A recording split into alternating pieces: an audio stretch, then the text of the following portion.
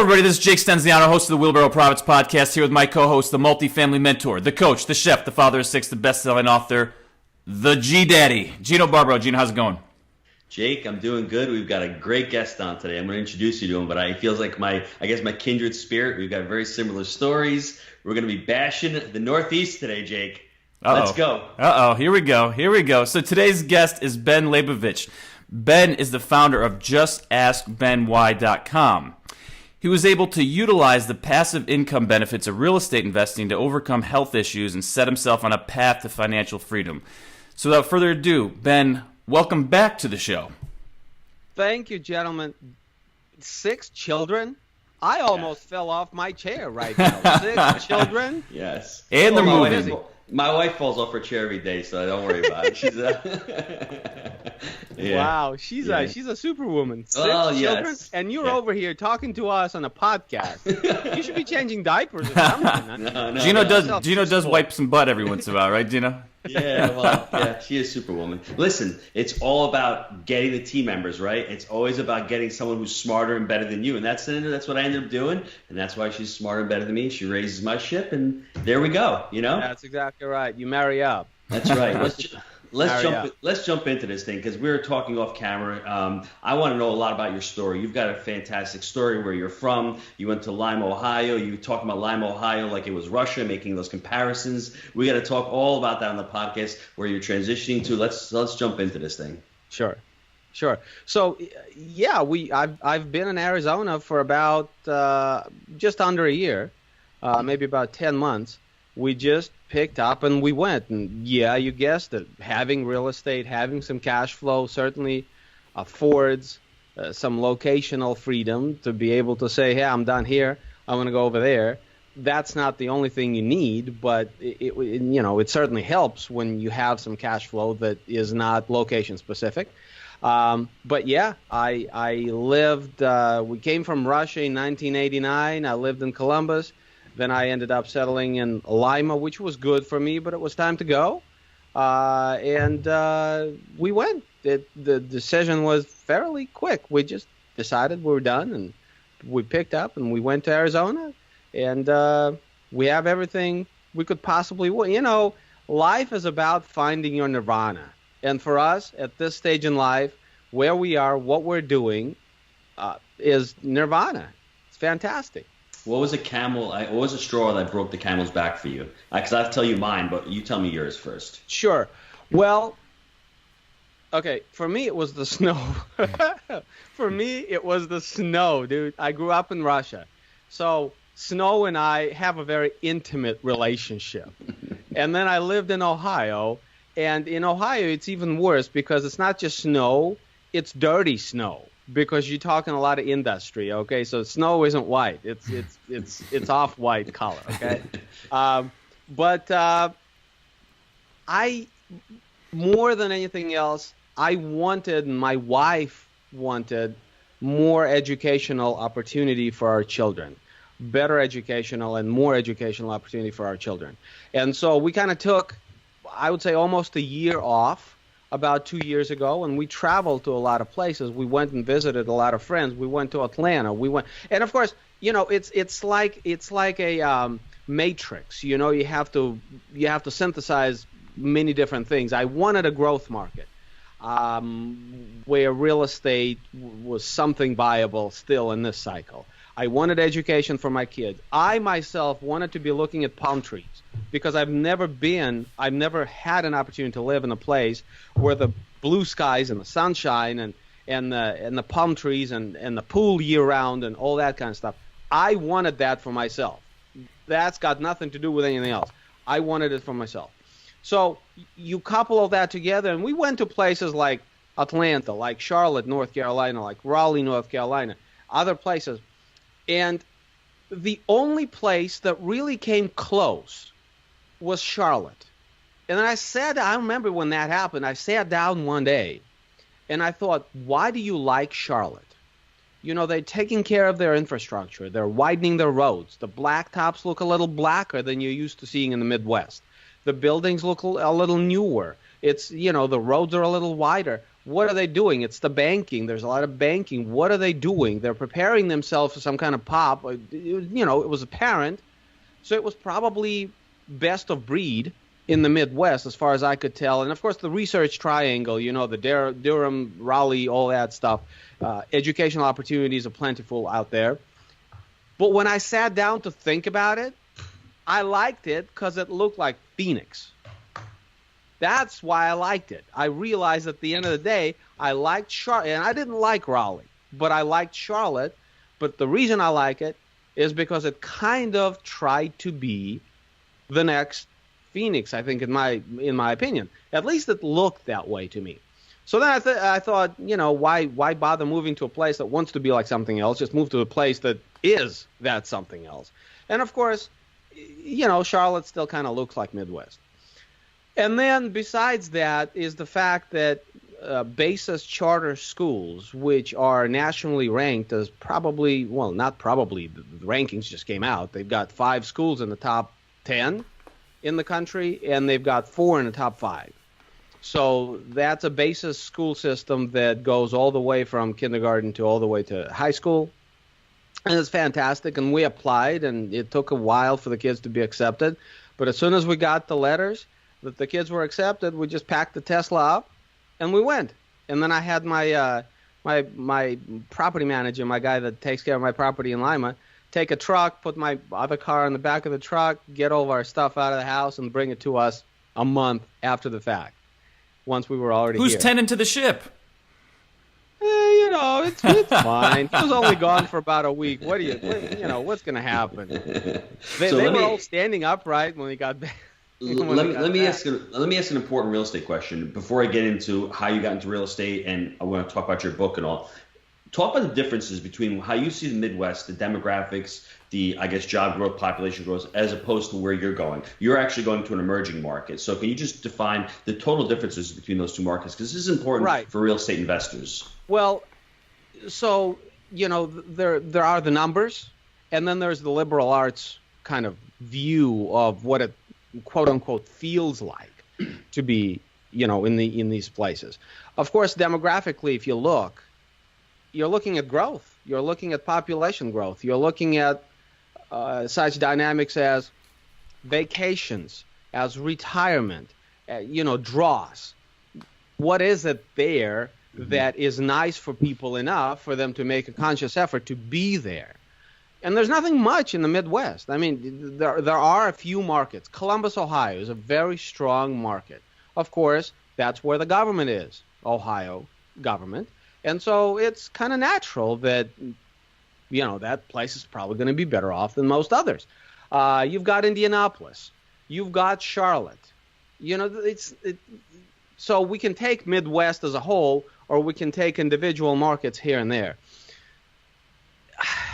I looked at pricing. I looked at property taxes. I looked at population growth. And the difference is just so apparent. And when we start talking about what my book content is about, I specifically address all this. There's something that happens when you're in a growth market. And I wouldn't call Phoenix MSA an emerging market. It was an emerging market 6 years ago. Mm-hmm. It's already, it's back at equilibrium. What I think it is intrinsic value right now. And the reason I think it's intrinsic value is because, like we were talking off camera, it costs the same as Columbus, Indianapolis, and all the rest of that stuff. Well, there's no reason for it to cost that because it's so much nicer out here, right? Mm-hmm. But it does. So intrinsically, it's at intrinsic value. And the reason I'm bullish on it is because I think it's worth more than the intrinsic value. I think it's worth more than Columbus. I think it's worth more than Indianapolis. And I think, it's just like fundamental investing, right? You buy a share of a company before the market as a whole recognizes the value of that company. Mm-hmm. And when the market recognizes and catches up, the shares that you're holding are worth so much more, which is why I'm a Tesla buyer. I own Tesla stock. This is exactly the reason. I think it's going to be $1,000 stock. And right now it's at $370.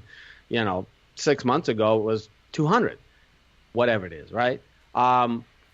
because of future valuation on future whatever. In that case, it's cash flows. In this case, it's future population.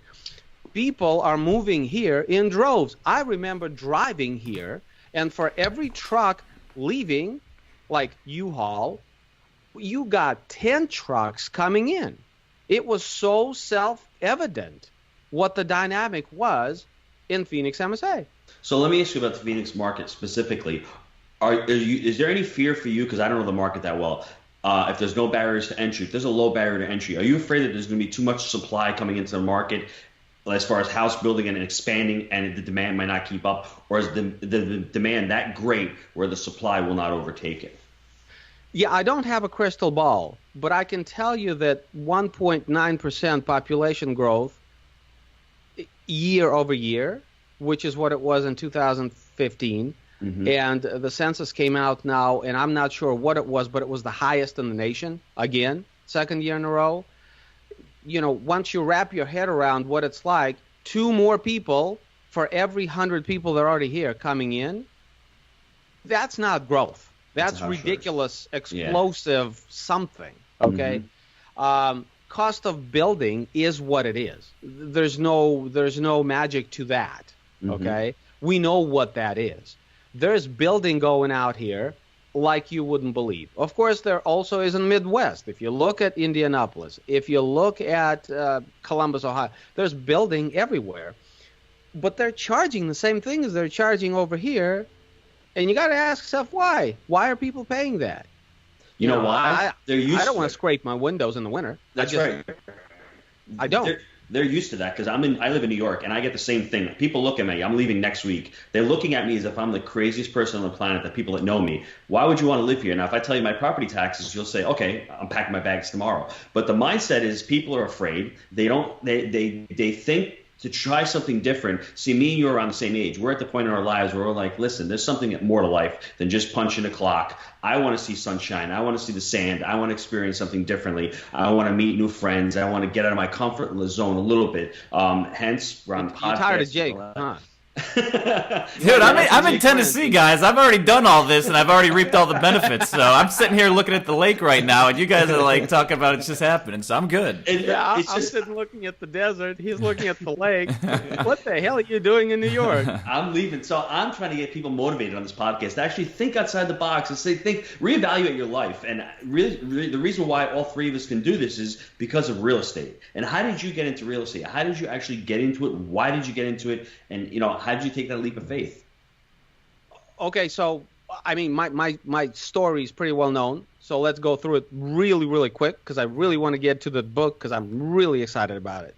I have a diagnosis of multiple sclerosis. I received this diagnosis when I was in college, first year of master's degree, and the docs told me, probably not a good idea to plan on making money with violin. You're probably going to be in a wheelchair.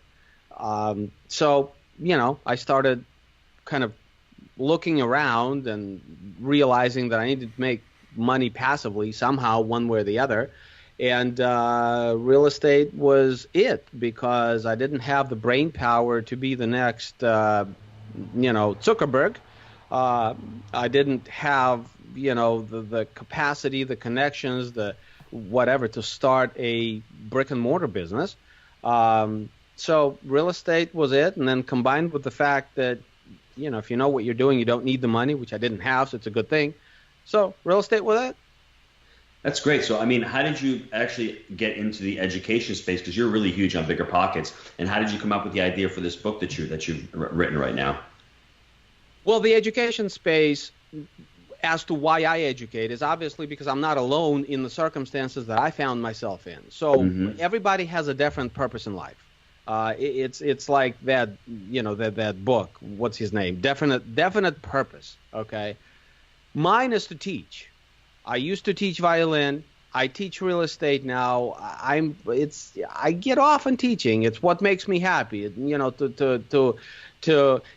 mother used to always tell me an old Russian saying that it doesn't translate very well, but I'll try to do it justice. You find yourself standing in the field of corn, and only your eyes are above the tops of the corn.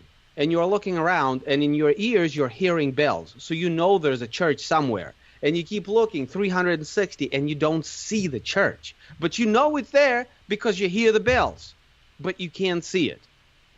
And that's the space I was in, and I was able to figure it out. And a lot of people are in that space where you're so close you can taste it, and yet so far away you just can't see it. You can't put two and two together. So being able to be present to folks figuring that out, to being able to be present to help them, 2 + 2, here's what the answer is, here's how you find it, here's where you look for it, gives me huge pleasure in life. So my definite purpose in life, or at least part of it, is to teach, is to educate. I love it on many different levels. So with that said, that's what I do. I mean, it's part of what I do on a daily basis. So that's how I got into teaching. Real estate is obviously what I teach because it's what I know. But the next piece of it is very simple. As an entrepreneur, and the logic goes much deeper than I want to touch on here. But as an entrepreneur, anytime I succeed at something, I have to imagine that the reason I wanted to succeed at it is the same reason somebody else will want to succeed at it.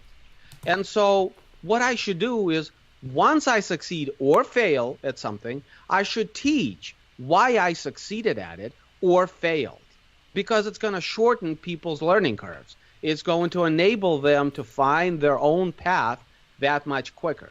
And that's what I do as an entrepreneur. At least that's part of what I do as an entrepreneur. So every step of the way, as I figure something out, I teach it to other people. It's to just makes sense to me to live my life that way. I try it, I do it, I succeed or fail, I tell about it.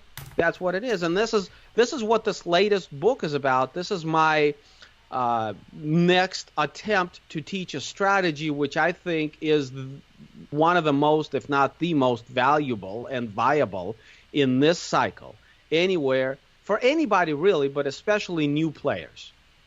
Let's jump into it. What's the strategy you're talking about? Let's dive into that strategy. The strategy is house hacking. This is what I'm doing in Phoenix MSA. This is I backed into it practically on accident, but when I realized how valuable it was, I thought I'd write a book. Frankly, there were two impetus for me to write a book. I have two friends. One of them is named Brandon. You've heard of him. Yes. Last name Turner. The other one is Justin. So Brandon, several times a year, goes to Hawaii, and he loves it. For about 2 weeks, maybe a month after he comes back, all we hear about is how wonderful it is and how he would like to live there full term. Okay? Well, of course, it's not the only element. He's got his church. He's got his business. He's got his property, in Washington State. But cost of living, the fact that he, in order to go to Hawaii, would have to spend $1.5 or $2 million to buy something, is obviously one of the moving parts, one of the dynamics. Well, what I backed into, the way I'm doing house hacking and the way I'm succeeding at house hacking is the answer to this question. And so for him, I wrote the book. Justin, after I sent him the manuscript, he's my partner with my online entrepreneurial ventures. I sent him, I called him, I said, I have this idea. He says, I have elderly parents, and my wife and I have been thinking about needing to relocate in order to help them, but they live in a highly desirable vacation spot, and property out there is just ridiculously expensive. And having followed what you've done with moving to Phoenix and how you handled this, I know the answer to that question, and I think you should write a book about it, because really you're going to help a lot of people with what you're talking about. So I decided to write a book. And the book is about house hacking. The title of the book is exactly that, House Hacking. It's coming out in about a month. The subtitle is The Only Real Estate Investing Strategy You Need to Build Wealth, Live for Free or Almost Free, and Make Money Through Home Ownership. That's exactly what I'm doing. Making money through home ownership. This is different than what we're hearing a lot out there these days. A lot of people are saying, don't buy a house. Pump the brakes here. We got to elaborate on this here. So dive in. Here's the thing. You're talking about Cardone, of course. Yes. No, because the granddaddy of them all, the Mr. Rich Dad, was the first one, right? He was the one and so Cardone's piggybacking off of something that came out in the 90s. Here's the thing. This is very interesting. I'm glad you bring this up. My premise in life goes like this. I get up in the morning and I say, Ben, what do you want to do? And I answer to myself, I want to do X, Y, Z. And then I say, okay, are you independently wealthy? Can you just stroke a check and do that thing just because you can stroke a check to do that thing? And the answer to that question is, no, I'm not. I'm doing okay. I'm doing better than most. I'm doing well, but I'm not in a place where I've earned the right to just pick up a pen, stroke a check, and be done. Well, what's the answer then? You live once. If you want to do X, Y, Z, you owe it to yourself to do X, Y, Z. If you can't stroke a check for it, what do? And the answer is, you got to gear it to make you money. As long as X, Y, Z earns you money, you can do it all day long. Mm-hmm. It doesn't matter what you want to do. If you want to talk about real estate all day long, create a course so people pay you for it. That way you can talk about real estate all day long. Start a podcast, monetize it. That way you can do podcast all day long and talk to great guests like Ben Leybovich. You want to do quilts? Fine. Set up a video thing on YouTube teaching people how to quilt and have them pay you $5 a month to belong to a club. And if it's paying for it, fine. You want to travel? Great. Set up a travel channel on YouTube. Start a little travel thing, advisory thing on YouTube. Have people join the platform. They're paying you $5 a month? Great. You get to talk about what you love to talk about because you're getting paid for it. Because unless you're wealthy, you haven't earned the right to just indiscriminately do what you want to do. That's the space I find myself in. In order to do something that I really want to do, I have to gear it. I have to position it to make me money. And then I feel good about doing it because the more I do it, the more money it makes me. So it's all good. Looking at housing, the same thing. I have a very nice house with a pool in South Chandler, the place you want to live in Phoenix, MSA. A lot of people choose to live in a very desirable area. 2,500 square feet with a pool, granite, travertine, this and that, tile, everything. I mean, the best house I've ever lived in. But it makes me money. This is why I can do this, is because it makes me money. So the difference in what Rich Dad Poor Dad is saying is that it's not so much a house versus whether it's an asset or liability. It's, does it make you money or not? Because if it makes you money, it's not a liability, it's an asset. That's his whole point. So we have to take the next intellectual step in the progression and say, if this is what I want, how do I make money with it? If you make money with it, then it's not a liability.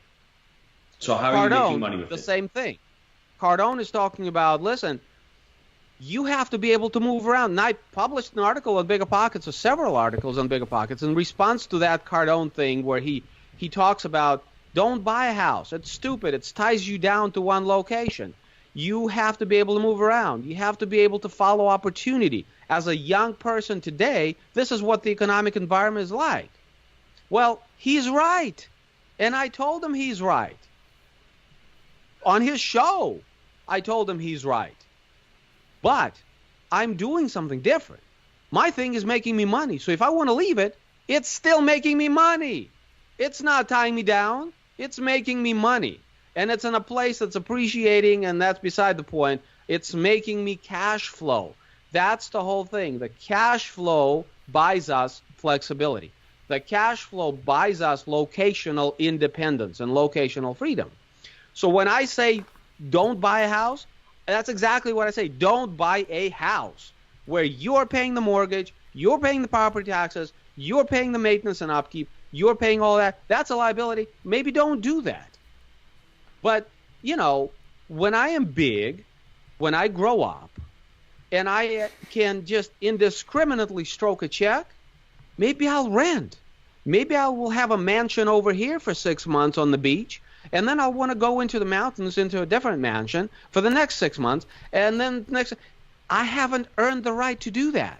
I have kids. They have school. I haven't earned the right for that kind of flexibility. So what's the next best thing I can do? I left Ohio where I owned a house, which cost me money. I didn't want to do that again. So the whole point was to find a solution to that problem, and that's what this book is about. It's basically a case study. And if you guys want to get into the numbers, I'd be happy to get into the numbers. I don't know what the strategy is. I'm still waiting for the meat and potatoes here. Okay. So when I left Ohio, I owned a home. It was a nice house. I built it in 2006. PITI burn cost me about $1,350. We went to Arizona, and in my mind, what I wanted to do was keep my burn the same for the living expenses. I wanted to upgrade my lifestyle. Let's just call it 10x, because that's what it ended up being. But I wanted more house. I wanted more amenities. I wanted infinitely better location. But I didn't want to burn any more than $1,350. Well, when we came here... He's talking about his monthly burn rate. That's your all-in cost for it. I just want principal, for the folks... interest, yes. Yep. Yes. Principal, interest, tax, and insurance, PITI, okay? So when I came here, I realized that in order to accomplish this, and this is because property taxes are a lot lower here, I sold my house in Ohio for under $200,000. I could have bought a house here for $250,000, but it wasn't enough. We left Ohio to 10x our life.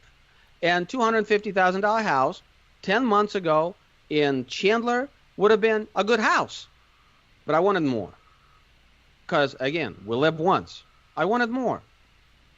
Well, I realized that in order to have the house in a location I want, with the amenity package I want, I'd have to be talking about $350,000 to $400,000 or more.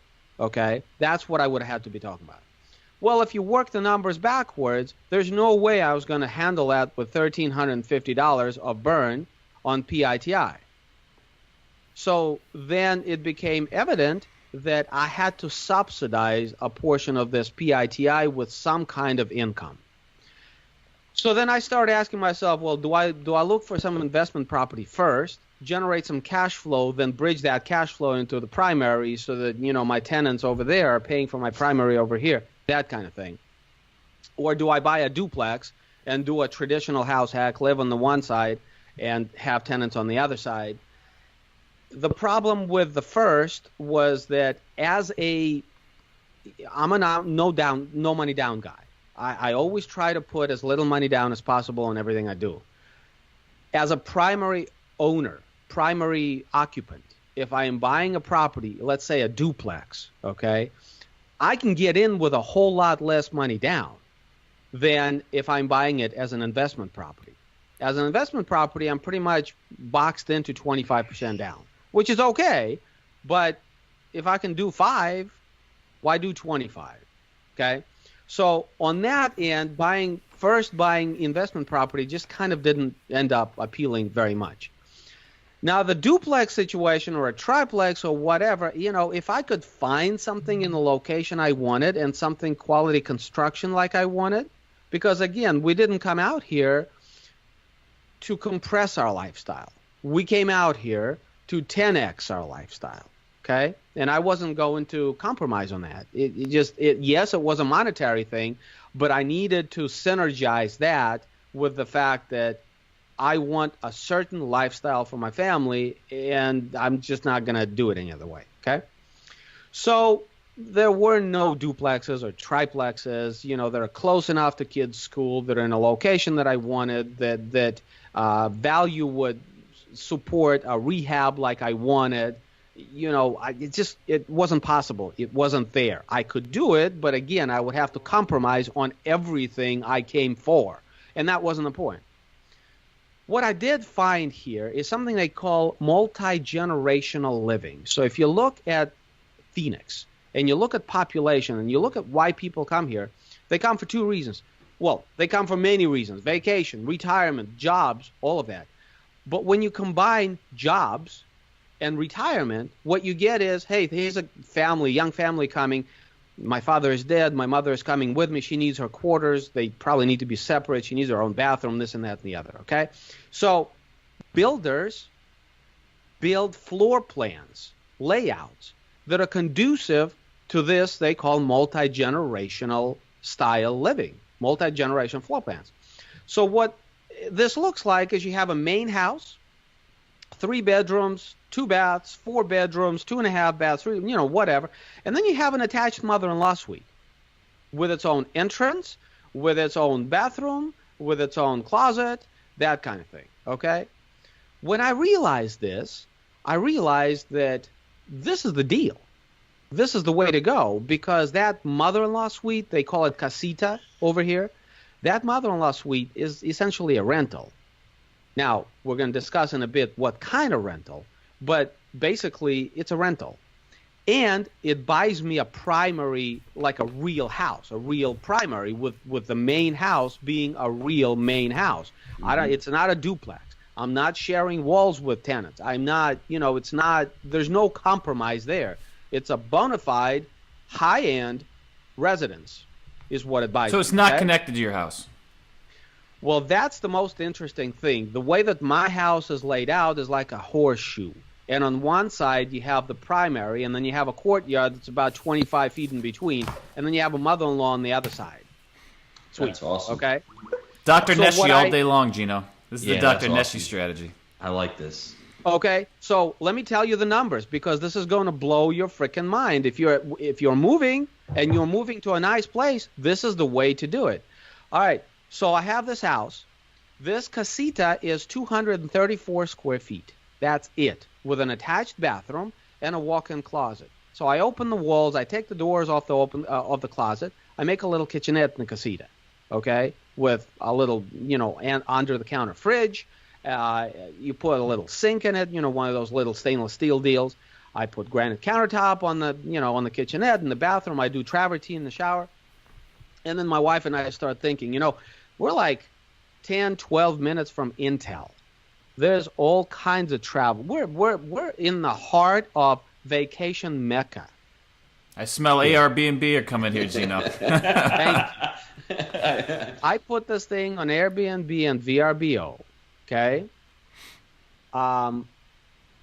If I don't make, and just this is just the numbers, okay? $65 a night. My PITI burn on this house is a little over $2,000 a month, $2,050 a month. If I don't make $15,000 in pure cash flow on this casita, I will be shocked. Because of where I am 4 months into the year. Mm-hmm. I will be flat out shocked if I don't make, on the average, $1,300 to $1,400 of cash flow. And what that means is that $2,050 minus the income juxtaposed against the income of $1,300. Guys, I'm living for $750 a month on the average in the fastest growing county in the United States, with travertine on every wall and every shower, with granite, stainless steel. It's the best house my wife and I have ever had, okay? With a pool that our kids don't leave, like, ever, unless they're forced to, okay? What are your carry costs in the house per month? $2,050. My property taxes here are $2,500 a year. I was paying more than that for a little house in Lima, Ohio, and like we were talking, if you move that house to Columbus, that $2,500 becomes $7,500. So, Ben, let me ask you, what other markets do you think this works? Because I'm thinking of Nashville, Tennessee. You've got so many more people coming into Nashville. There's a house shortage. That's what the book is about. I explain these dynamics. Let me take a step back.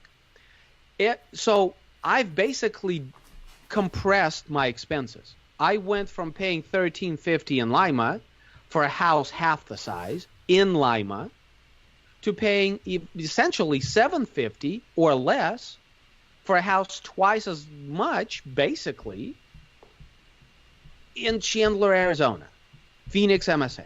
Okay? People always, and this is where I agree with Cardone. You got to have an open mind, and you got to think bigger, and you got to think creative. People always say, in order to get ahead, you got to tighten your belt. You got to compress your lifestyle. You got to save. You got to this. You got to that. The reason this works is because I went all out. I went into a great market. I bought a great property. This great property is able to attract appreciation. This great property is able to attract great guests because I was able to make it nice enough. Why? Because the value supports me spending a little cash to make it nice enough. I couldn't have done this in a $200,000 house, not even in Chandler. I couldn't have done this. And if you do those numbers, and I did those numbers in the book, I can do $65, $75 a night in this house, which is why the cash flow is what it is. But, had I not spent the money, had I not made it nice, I could have only been able to do maybe $35 or $40 a night. Guess what? My recapitalization would have been less. It would have taken longer. Have you been able to systematize it? Do you have cleaners coming? Is all the lawn care paid for? Is it systematized at all or no? Okay, so the lawn care is paid for. I do the cleaning. I do my own cleaning. I could outsource it. And I probably will outsource it once we get a cleaner for the main house. That gets interesting to me. Like if you can really, step back and allow the thing to run like a business. Guys, here's what I'm going to tell you. I don't know that I'm convinced that short-term rentals are a great business model. I think they're specifically an invaluable opportunity for a homeowner. And specifically because you have such an advantage, because you don't have to systematize. Now, I do have. I would rather though, just because I'd rather not do this stuff, right? That's my only take on it, And you can obviously, if you're making $15,000 of cash flow a year, you can. In my case, because I'm sitting home and not doing much of anything, I feel guilty. Kind of. My wife looks at me funny, goes like, "Dude." But here's the thing. I have it systematized to where the access is systematized, the checkout is systematized. Obviously, Airbnb, VRBO, they're fully automated. The money, my phone just goes ding, ding, and somebody gives me money. That's how that goes. That's the best money. I love that money. That money online, that money's fantastic. I have my real estate money doing the same thing, but it's fantastic. So the only thing that's not systematized is somebody leaves, and you got to get in there and clean. Now, because of the quality of the asset that I have, there's nothing much to do. I mean, it's a really high-end, high-quality finishing textures. You wipe it down, you're done. So basically, the entire turn takes me about 50 minutes. Okay?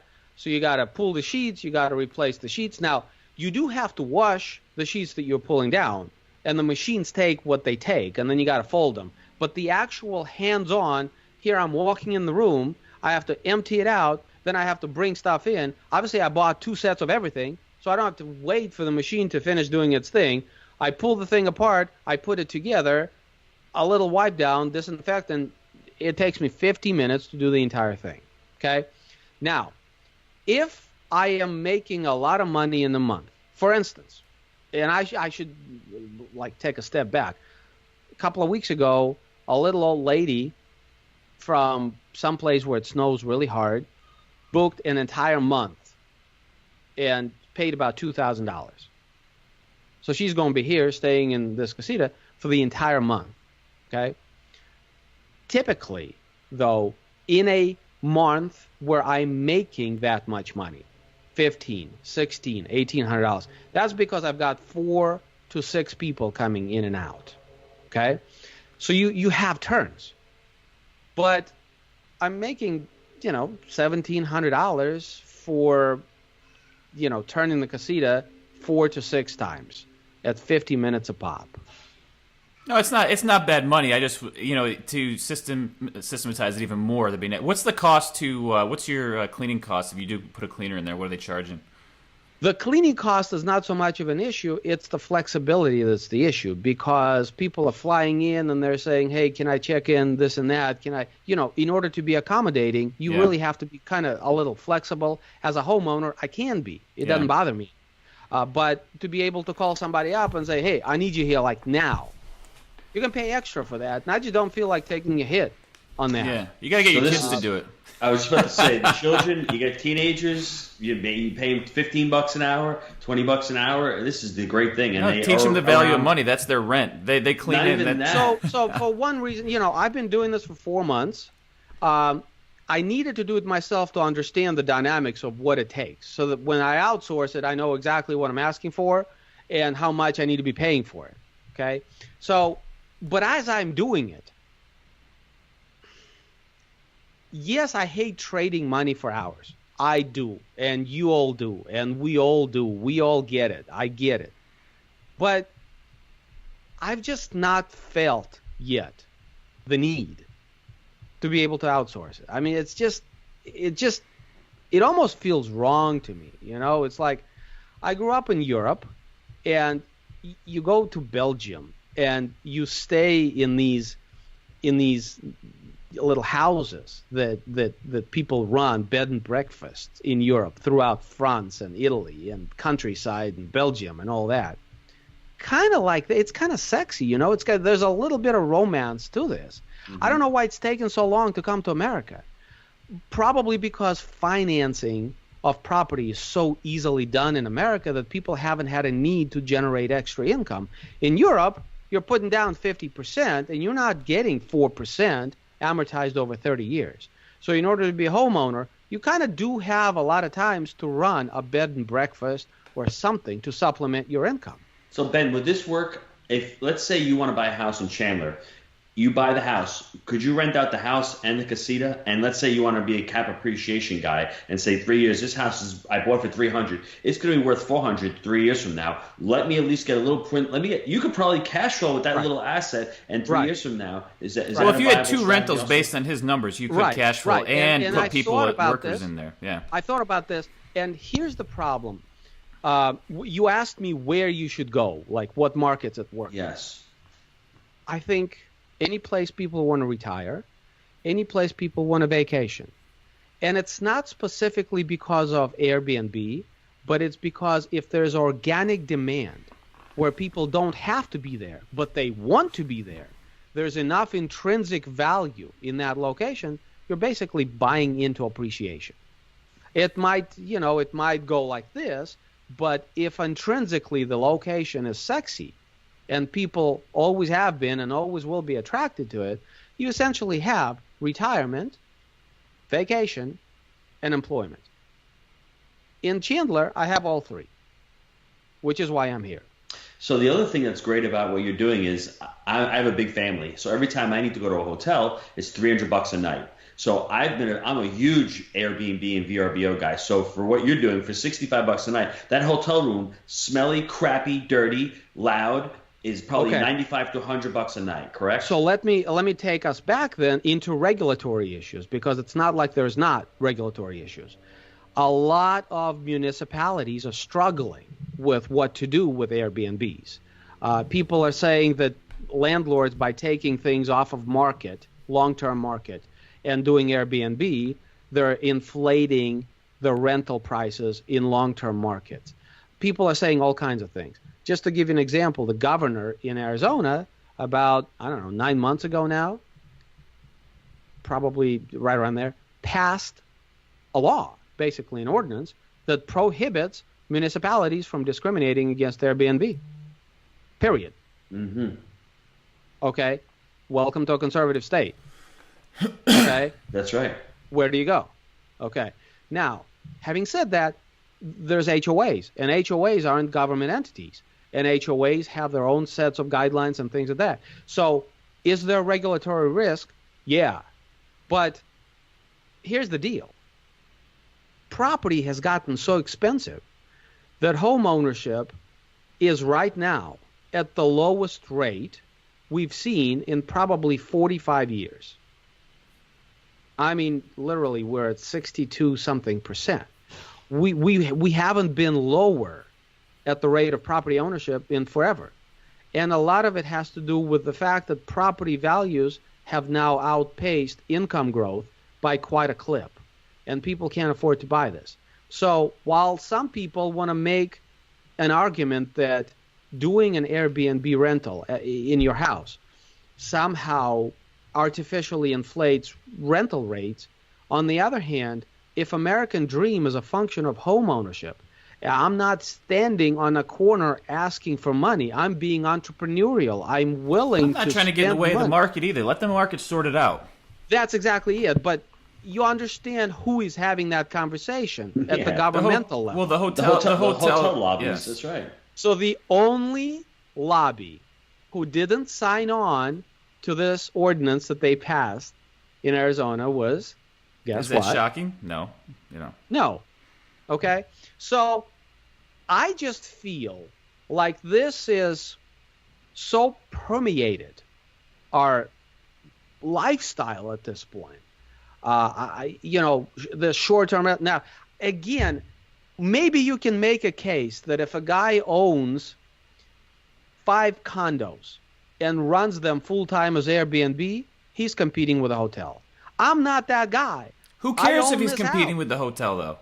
Bring it on. Huh? Drive the prices down. Who cares if he's competing with the hotel? We should not be having that conversation. Competition is good. Bring it on. Figure it out. That's what I have to say about it. You are right. We should not be, but we are. Reality is what it is. Reality is what it is. But at the end of the day, those people are self-serving and they're doing it for reasons that they don't want to. They don't want to compete, and that's. I'm not gonna. Correct. I'm not good with that. Correct. So. And there's a lot of lobbying money, and there's we understand all that. Okay. I am just trying to say, listen, what I'm doing and what this book is about is what I think the greatest opportunity in this real estate cycle in 2017 that most newbies and not newbies, guys like us, guys like Gino, guys like myself, that want to 10x our life, but also are smart enough to underwrite that process of 10xing our life. This is a great opportunity. So 3 groups of people for whom this really works. And when I backed into this on accident, I'm doing this just for my family, for myself. But as I sat down and I took some space and I looked at what I'm doing here, I realized, and this is why I wrote the book, 3 groups of people that benefit from this. One group, people living in an expensive market, San Francisco, any place Canada. Guess what? You have retirement. You have vacation. You have employment. This is a perfect way. If you didn't think you can afford a house, you can afford a house. Another group, real estate investors that have tried to get into real estate but haven't been able to quite put their foot in. Guess what? This thing is 25 feet away from me. Well, this is the first advice that I ever got from a doctor who pushed me into real estate investing going back to 2010. He said, what I did, I went in and got a duplex, which is a little different. He said, I lived in half of it. He said, Jake, this is what you got to do. Best advice that I never took. So I do believe in this, and it's something that I should. Marco did it, right? Your brother. This is an immigrant thing too. Yeah. No, I mean, my parents are immigrants. My father was a chef. He lived on a chef's salary for the first 20 years, 18 years I was born, before he went into business. Lived upstairs. We had a legal apartment downstairs. That apartment paid for our tax in New York at the time, 30 years ago, paid for our taxes, insurance. So my mom said, quote unquote, she lived rent free. So it was a beautiful house, half an acre, so same strategy. So my wheels are turning right now because I'm going to St. Augustine, and it's the same exact thing there. I can buy a house. Gino, it's the one place. It's the one place with the separate house that we did the podcast in that day. Yep, with the location. So my wheels are turning. I mean, it's just something. It's an amazing strategy, and it's also a place where you got to go. You want to go to these viable markets. You want to live in St. Fran. That's exactly it. I mean, I want to be here. I love being here, and so do other people for the same reasons I do. Guys, I don't want to keep interrupting, but I'm gonna take this to the next level. I got like 3.5 acres here. I got a large layout on the lake. You know what I'm going to do? I'm going to put a campground in, all right? I don't even want the real estate. I'm going to start renting dirt. This is the mobile home version of this, my friends, all right? I'm going to put a campground, lake access, $50 a night. Bring it on. Absolutely, dude. Absolutely. Whatever floats. But the thing of it is that I hardly know these people are here. I mean, I'm not renting out a lot of people rent out a bedroom in their house, which to me is weird, but I have a lot of students that are actually doing that. But they're single people, him and her. They're still not opposed to a party here and there. They're renting out to their friends. I get it, the whole thing. But for me, with 2 kids, I'm not having people down the hallway do the monkey thing, with my 8-year-olds over here, So what's the monkey thing? The fact that it's separated quarters, there's no walls attached, there's a courtyard in between. It's brilliant. I don't know what they're doing. They don't know what I'm doing, and yet I have a window right there that I can see if there's anything. Except you got the teddy bear camera in there, so you do know what they're doing, right? I don't know. See what I got to do? But I do have a window. So it's brilliant. It's why I wrote the book. I'm talking about how you remodel, what you remodel, how you price out, which management infrastructure do you use, how do you use Airbnb, VRBO. Where do you buy the house? What kind of floor print? What kind of footprint? What kind of floor plan? What kind of square footage? I mean, you got to think about all these things. It doesn't happen accidentally. In my house, for instance, let me give you another example. It's a very interesting floor plan.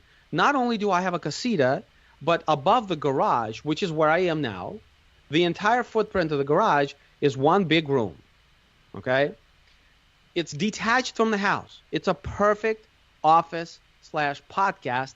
There's never any sound here, okay? Because the house is down there, and I'm up here. The staircase is on the outside because we're in Arizona. We can do that, okay? But what this means is that, look at my tax breaks. The square footage of the casita plus the square footage of this room are probably about a third of the square footage of this house, which means what? I'm deducting a third of CapEx, a third of R&M, a third of gas, electric, a third of property tax. If you name it, I'm deducting. That's great. Okay. Jake's smiling right now. Jake's the light bulb's going off. So that was important. That's not nothing. Not only is it functional as all get up, but it also makes sense from the tax standpoint. So there's a synergy of things that have to go into place for a good, proper house hack that you can sustain without burning out, that makes sense. Okay? Mm-hmm. That's what the book is about. So, Ben, last question. How can people get this book? I mean, I want you to send it to Jake and I when it's out there. We're going to put a link on our website. We're going to send it out to all our fans and all. How do people get the book? Where should we go to get it? I'm going to publish it on Amazon. I'm about a month away still. We're a little early with this podcast, but I'm a month away from publishing. I'm finalizing things, and I'm going to start rolling it out in about 2 weeks with letting people get in and get some freebies and things like that. But the book is actually going to come out about a month from now.